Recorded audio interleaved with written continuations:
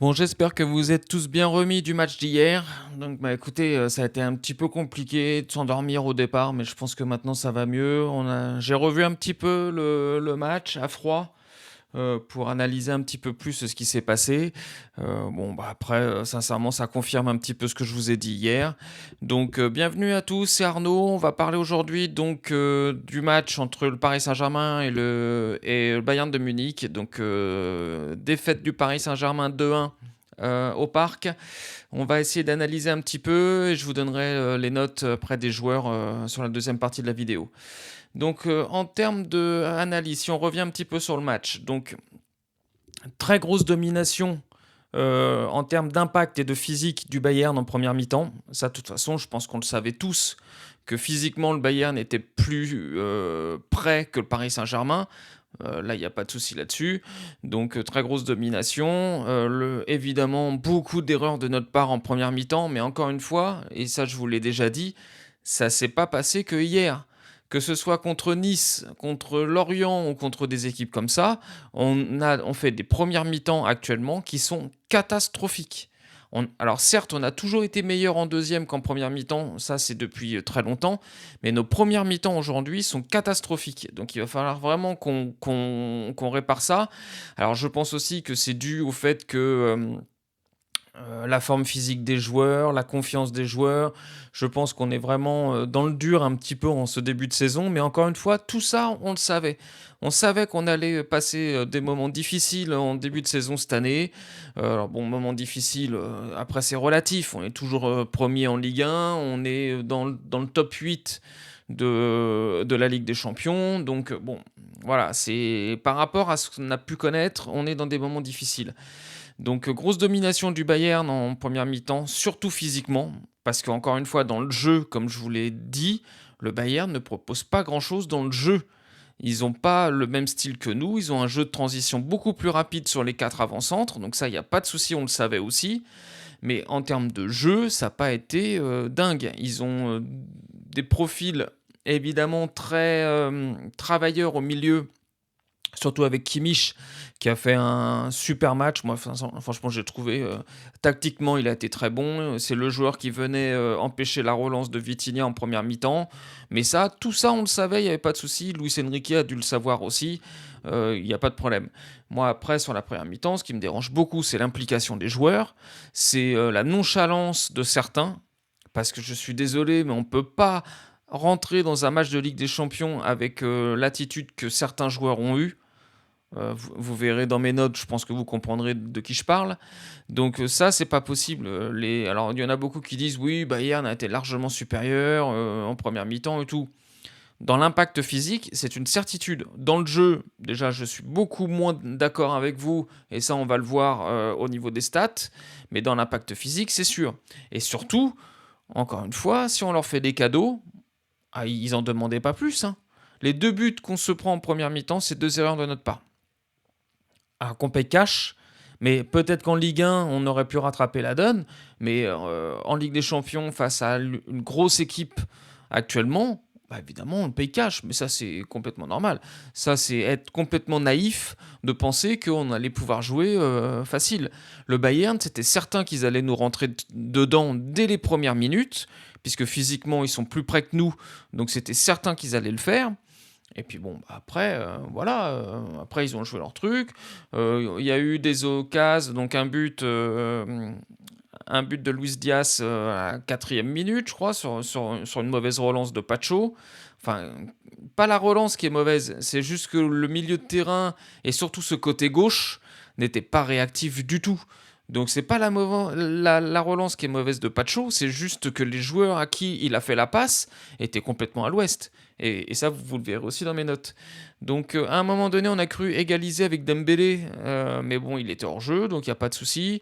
Après, on a encore fait une erreur avec Marquinhos. Il y a Pavlovic aussi qui avait failli marquer, mais bon, il était hors jeu, donc ça, il n'y avait pas de souci.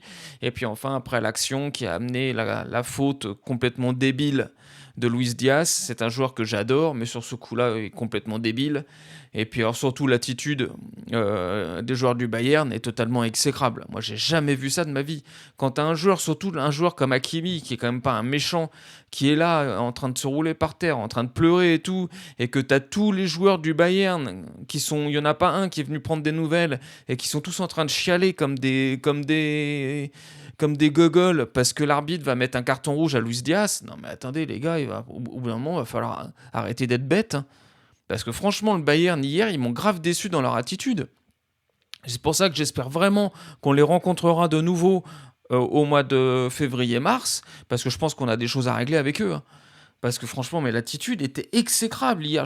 C'est tout ce que je déteste dans le football. Alors évidemment que Luis Diaz, il n'a pas fait ça pour faire mal. Évidemment, on le sait. Enfin bon, 2 pieds décollés par derrière qui lui attrape la cheville. Bon bah au bout d'un moment, tu fermes ta gueule et puis tu viens dire pardon, tu viens t'excuser, puis tu fais fermer la gueule de tous les joueurs du Bayern qui commencent à critiquer le rouge. Parce que le rouge, encore une fois, il est normal. Ce qui n'est pas normal, c'est d'avoir mis 5 minutes pour le donner. Ça, c'est pas normal. En 30 secondes, il y a encore 15 ans en arrière, l'arbitre, il donnait rouge tout de suite. Maintenant, ils osent plus. Alors, je sais pas pourquoi. Donc, bref. Donc, première mi-temps, deuxième mi-temps, évidemment, grosse domination. Mais encore une fois, ça confirme ce que je vous disais sur le fait que Munich n'a pas de fond de jeu, n'a pas de jeu réellement au milieu de terrain. C'est qu'une équipe comme Munich, je suis désolé, mais même à 10 contre 11, je suis d'accord. Mais c'est pas possible de faire 30 passes en une mi-temps.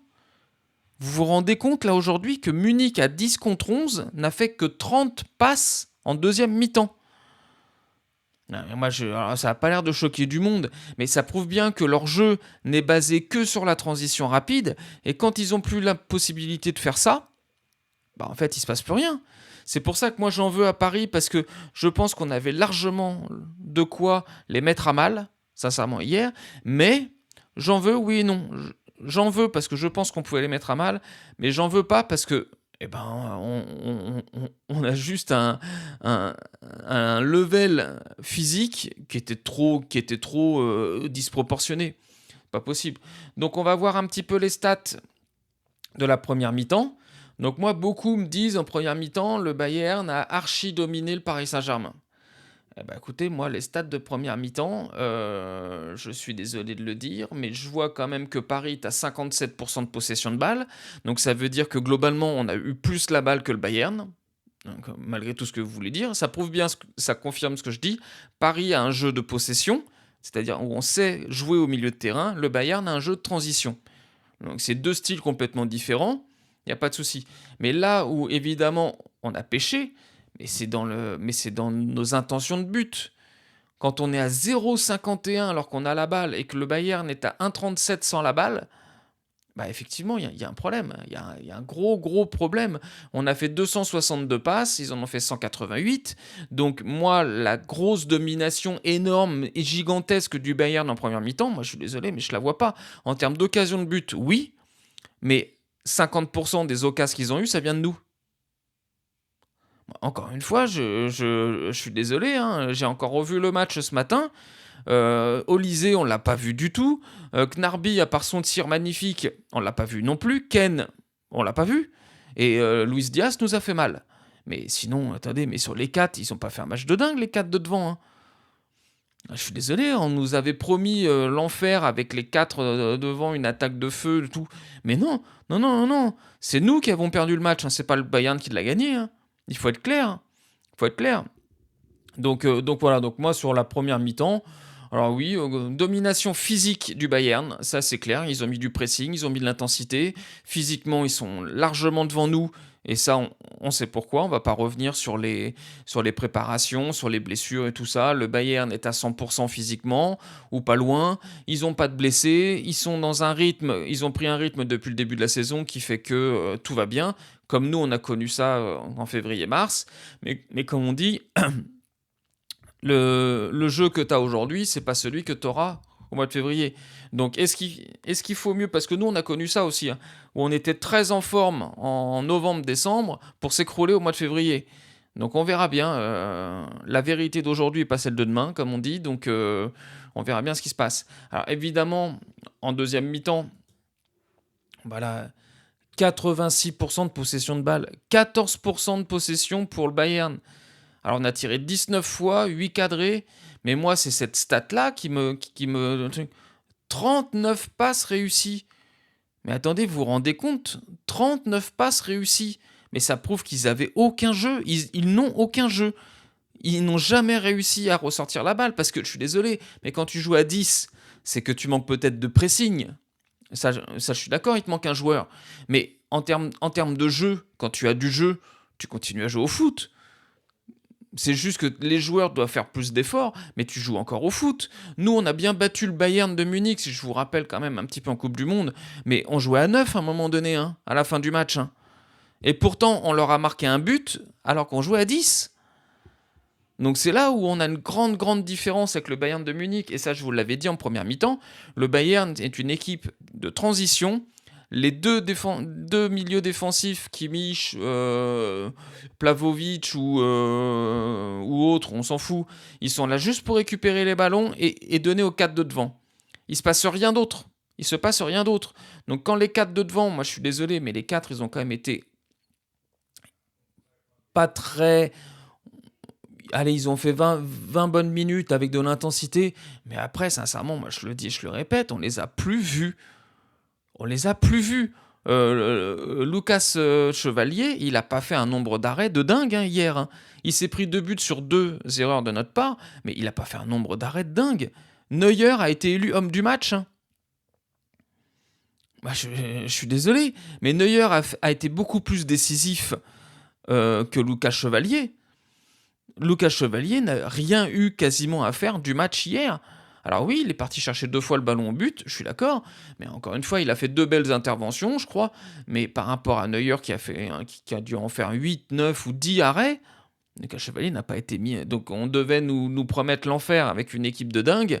Bah ouais, enfin moi je suis désolé, mais une équipe qui mène 2-0 par 2 chances, 2 cadeaux de notre part, et qui après met le bus comme Nice, alors c'est vrai que Luis Enrique finalement il avait raison. Hein. Le Bayern c'est Nice. En deuxième mi-temps à 10, ils ont mis le bus. Alors moi je pensais pas, sincèrement, on m'avait promis que le Bayern c'était une équipe de fous furieux. Ouais, c'est une équipe qui est physiquement meilleure que nous actuellement. Ça, c'est une certitude.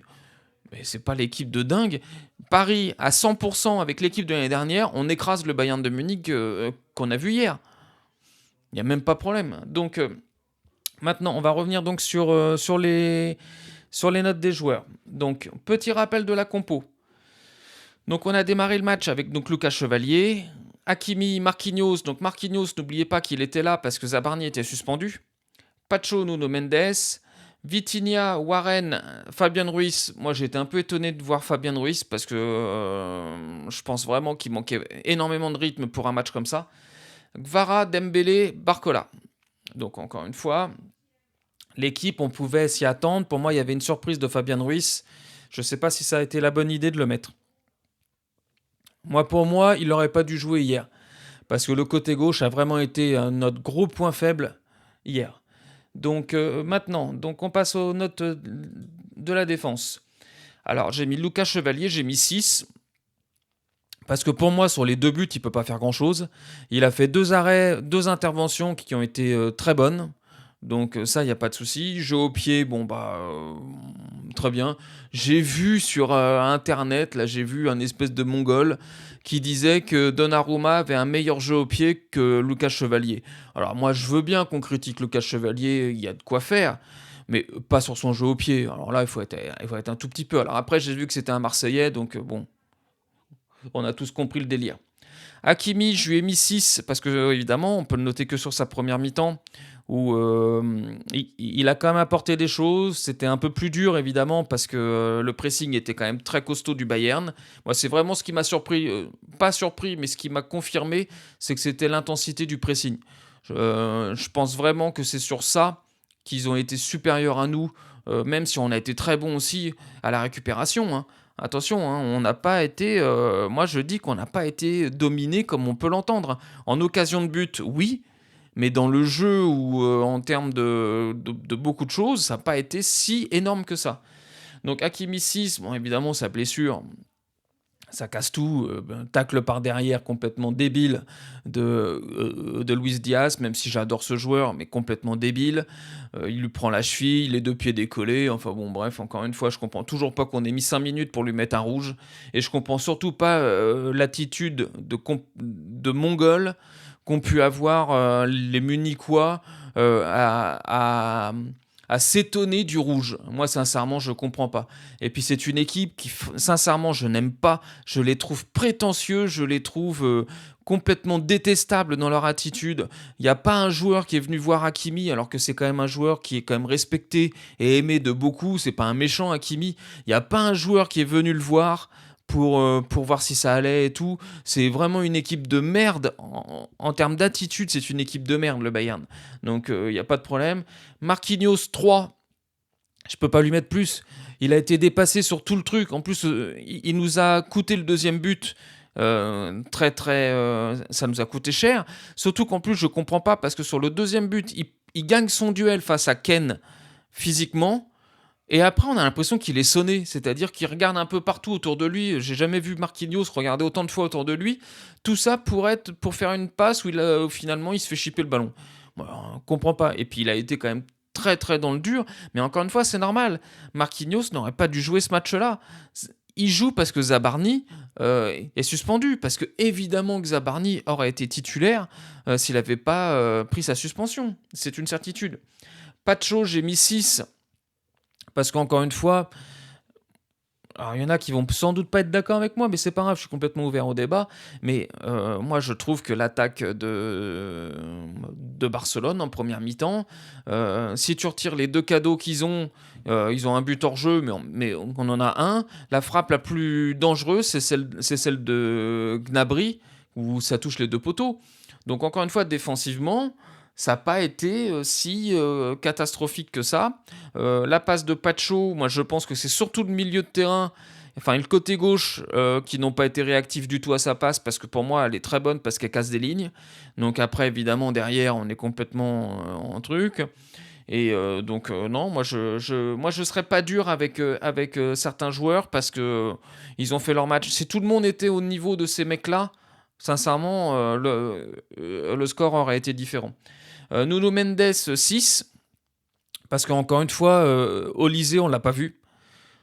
Il y en a qui nous promettaient l'enfer avec Olysée, mais je suis désolé, mais Olysée, on l'a pas vu du match. Donc moi, je trouve que Nuno Mendes, alors oui, il a peut-être eu à un moment donné quelques petites absences. C'est pour ça que je lui ai mis que 6, hein. C'est pas une note extraordinaire, ça fait que 12 sur 20, hein. Donc c'est pas ouf. Il a quand même tenté devant, il a fait des centres, il a fait des choses. Donc bon, bah, voilà, un match, c'est pas le meilleur match de sa vie, mais c'est pas non plus un match catastrophique sur ça. Les notes du milieu. Donc j'ai mis Vitinha 7.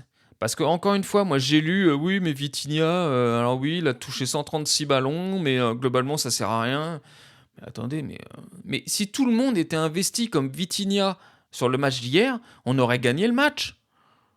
Mais qu'est-ce que vous nous racontez comme connerie? Vitinha, il finit avec le plus grand nombre de tirs du match. Il a tiré 6 fois au but. Et je le rappelle, c'est un milieu défensif. C'est un milieu défensif, il n'est pas attaquant, il n'est pas ailier, il n'est pas milieu central ou offensif, c'est un milieu défensif. Il a tiré 6 fois au but, et il a mis un peu à contribution d'hier quand même. Et moi je suis désolé, mais le Vitinha, il a fait du Vitinha.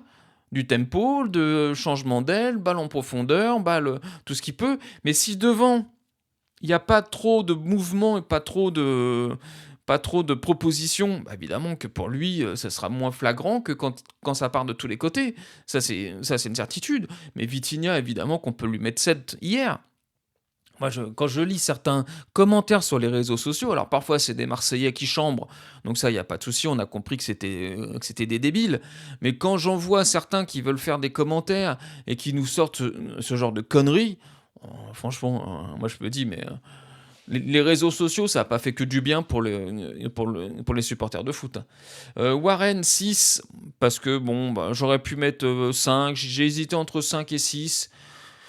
Parce que son match a été quand même assez neutre. Il est toujours un peu dans la progression qu'il a depuis le début de saison.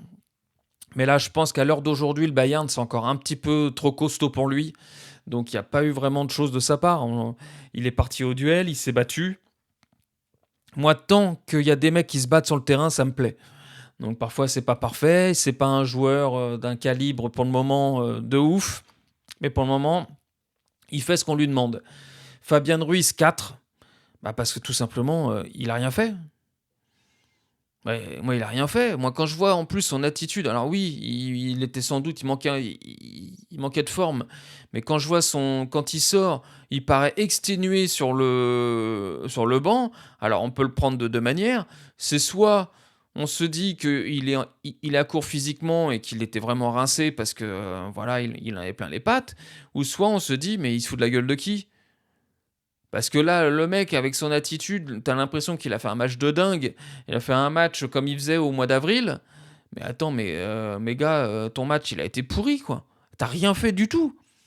T'as rien fait du tout. Et puis le problème, c'est que contre une équipe qui est au top physiquement, si tu mets un Fabien Ruiz qui est lourd déjà de base, mais qui va bien quand physiquement il est au top, et que là, il l'est pas, bah tu te mets un handicap qui est terrible. Parce que je suis désolé, mais Fabien Ruiz, c'est un joueur qui est lourd. Il n'est bon que quand il est à 100% physiquement. Là, il n'est pas à 100%, il devait être à 50%. Donc on a vu que sa lourdeur. Techniquement, il a rien proposé. En termes de course, il a rien proposé. Il s'est fait déposer, je sais pas combien de fois par Olysée ou par je sais plus qui, Leimer, parce que évidemment, en termes de course, il a toujours été lent. De toute façon, Fabien Ruiz. Donc ça, c'est toujours comme ça. Donc moi, match catastrophique de Fabien Ruiz qui aurait jamais dû, pour moi, commencer le match. On aurait dû faire jouer Mayoulou ou quelqu'un qui avait du rythme, quelqu'un qui était déjà en jambes pour faire un truc. Et sincèrement, ça aurait été moi. Alors, j'ai pas toutes les infos. Si Luis Enrique a fait comme ça, c'est que c'était voulu. Mais j'aurais fait débuter Neves. Alors peut-être qu'il aurait peut-être tenu qu'une mi-temps, mais j'aurais fait débuter Neves. Ça, c'est une certitude. Et enfin, l'attaque maintenant. Donc Gvara 7, parce que encore une fois, si tout le monde était aussi impliqué que Gvara sur le match, sincèrement, on aurait gagné. C'est encore une fois, Gvara, il se prend des coups, il se bat, il est en duel, il défend, il attaque, il provoque tout le temps, c'est le genre de joueur que j'aime.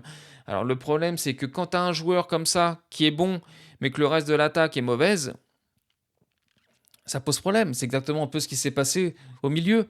Au milieu, Vitinha qui tient la route, mais encore une fois, il est seul.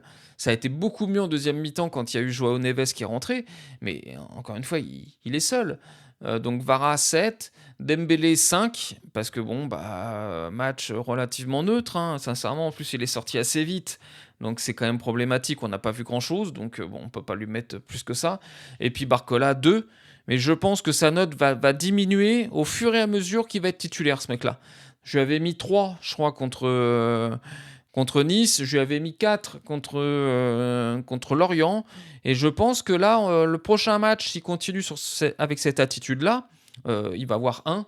Voire même à un moment donné, je vais lui mettre 0. Hein. Peut-être que je vais mettre mon premier 0 de la saison. Mais Barcola, comment c'est possible d'être aussi mauvais? Il ne propose rien, ce joueur. Il propose rien. Il dribble pas, il accélère pas. Il fait toujours la même feinte maintenant. Ça y est, hein, maintenant, il revient sur son pied droit et puis il fait la passe le long de la surface de réparation. Donc il fait rien, ce joueur-là. Il est nul. Il est nul. La seule qualité qu'il a, c'est quand il part à partir de la ligne médiane, qu'on lui balance un ballon en profondeur et tout. Comme il y a un moment donné, il a eu l'occasion, il a eu un contre un avec Neuer. C'est la seul moment où ce joueur-là, il est intéressant. Tout le reste, c'est nul.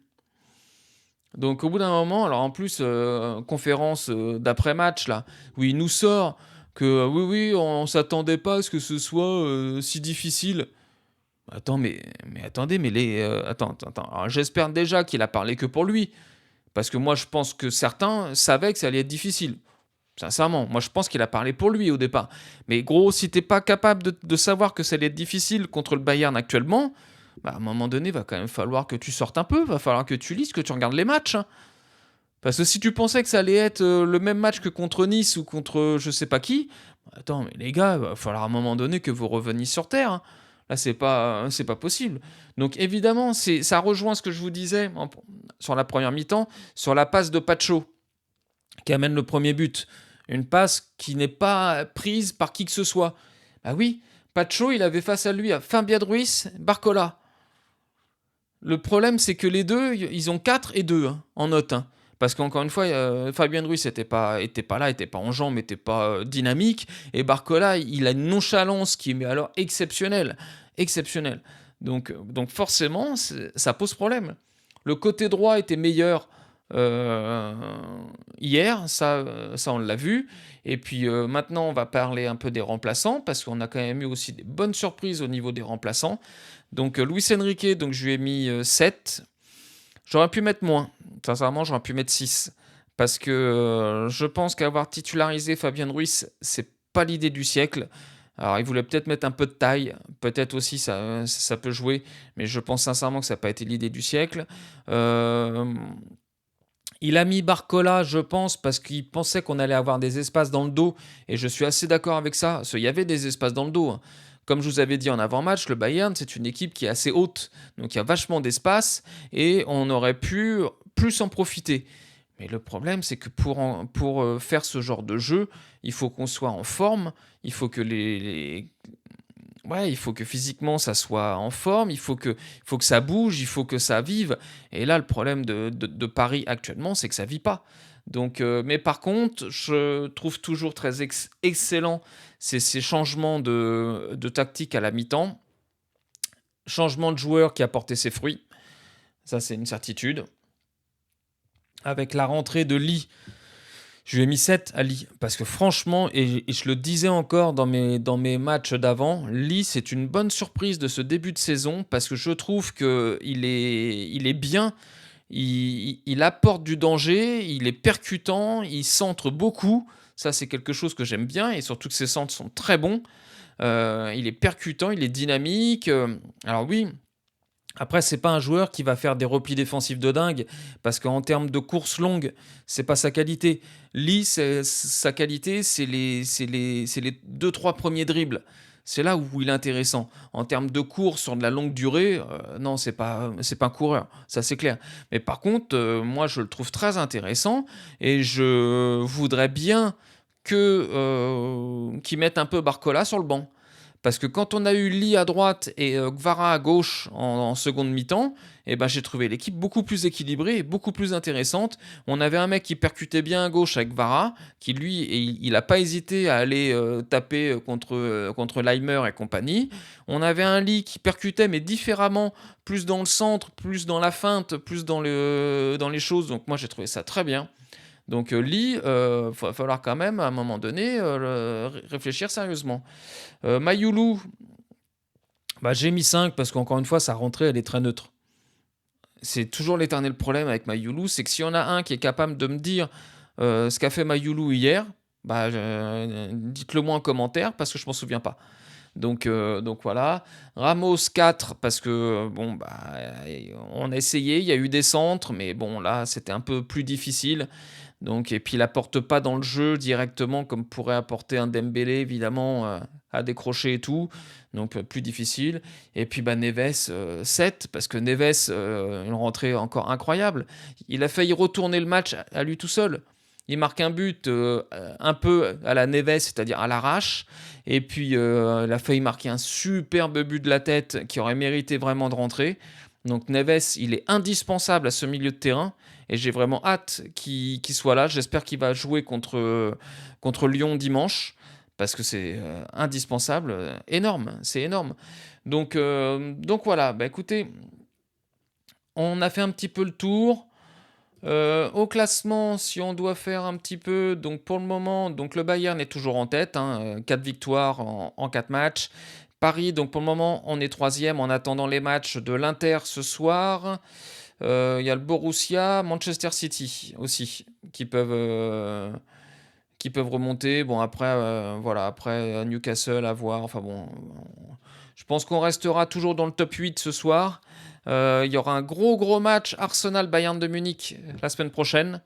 Donc, et nous, on aura un gros match contre Tottenham.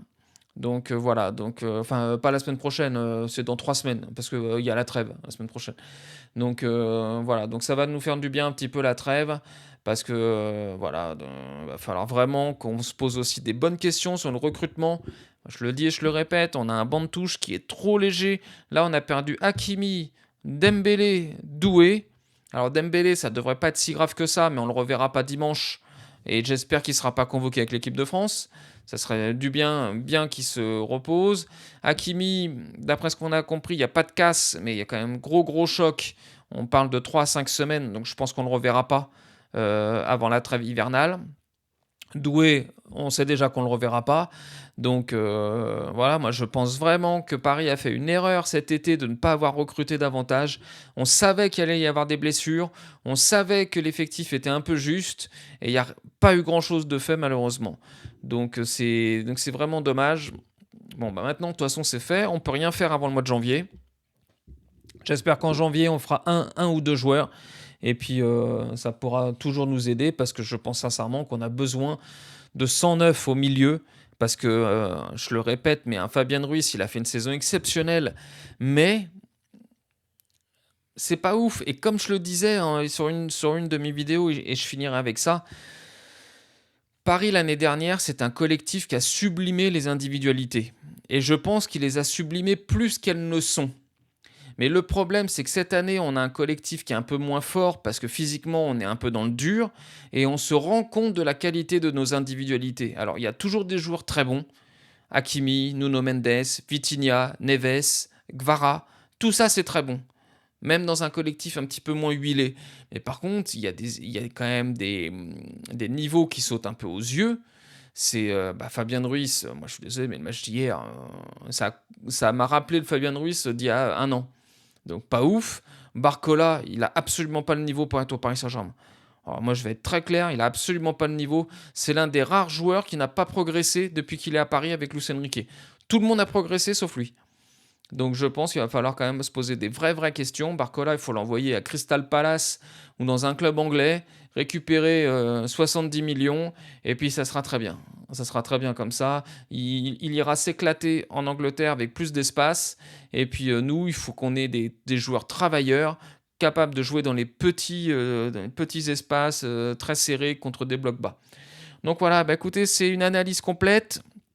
J'espère que ça vous a plu. N'hésitez pas à laisser un commentaire, à vous abonner, mettez la cloche, un petit like, ça fait toujours vivre la chaîne, c'est très bien. Donc on se revoit maintenant pour l'avant-match. C'est pas avant samedi puisqu'on joue dimanche.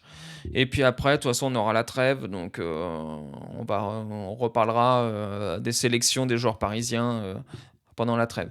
Donc voilà, écoutez, bonne journée à tous, ciao, et puis à la prochaine, donc samedi.